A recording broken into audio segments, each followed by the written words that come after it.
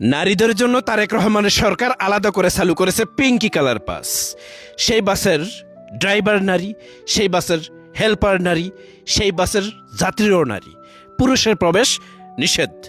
ভালোর কি দিক আছে সেইটা আপনারা কমেন্টে জানাবেন, আর খারাপ যে কি দিকগুলো আছে সেটি আপনাদের মাঝে আমি তুলে ধরছি। বিবেচনা করে আপনারা গঠনমূলক একটা কমেন্ট করবেন। প্রথমত আসেন বৈষম্য। বৈষম্যটা কি জানেন?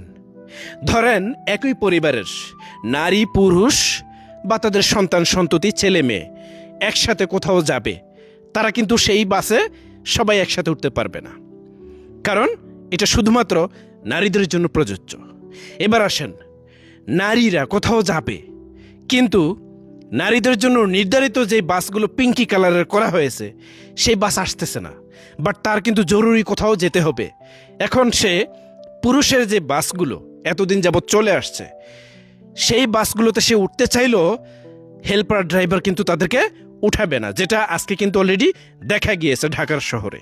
ভিডিও ফুটেজ আমার কাছে আছে, কমেন্টে দিয়ে দেবো, আপনারা দেখে নেবেন। এই দুইটা দিক খারাপ দিক। আরেকটা খারাপ দিক দেখেন, বাংলাদেশের রাস্তাঘাটের যে অবস্থা, যে কোনো কোথাও বাসের অ্যাক্সিডেন্ট হতে পারে, বা একটা বাসের সাথে আরেকটা বাসের ধাক্কা লাগতে পারে, ঘেঁষা লাগতে পারে, চাকা পাঞ্চার হইতে পারে। সাথে সাথে কিন্তু নারী চালকরা নেমে কিন্তু সেটা সমাধান করতে পারবে না। এই যে যান্ত্রিক সমস্যাগুলো, এগুলো কিন্তু নারীরা পারবে না।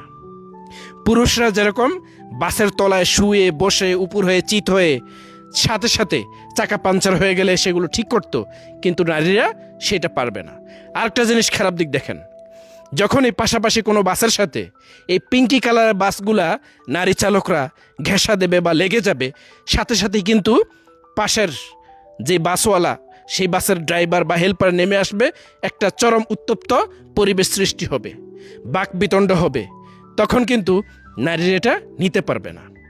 আরেকটা জিনিস খারাপ দিক দেখেন, চোর বাটপার ছিনতাইকারী বদমাইশ এগুলো কিন্তু এই নারীদের বাসে নিরাপত্তার জন্য, নিরাপদ আশ্রয়ের জন্য বোরখা পরে ছদ্মবেশে কিন্তু উঠে যেতে পারে, এবং নারীদেরকে দুর্বল মনে করে ছিনতাইকারীরা যেই কোনো সময়ে বোরকা পরে এইভাবে এই সকল বাসগুলোতে উঠে সহজে তারা ছিনতাই করতে পারবে।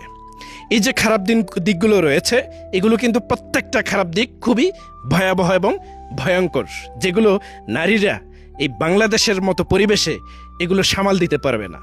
আরেকটা জিনিস দেখেন, ভালোর দিক আপনারা দেখেছেন শুধুমাত্র একটাই, যে নারীদের বাসে যদি নারী হেল্পার থাকে, নারী চালক থাকে, তাহলে নারী যাত্রীরা নিরাপদ থাকবে।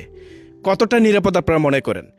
আপনাদের উপর ছেড়ে দিলাম এই যে খারাপ দিকগুলো এবং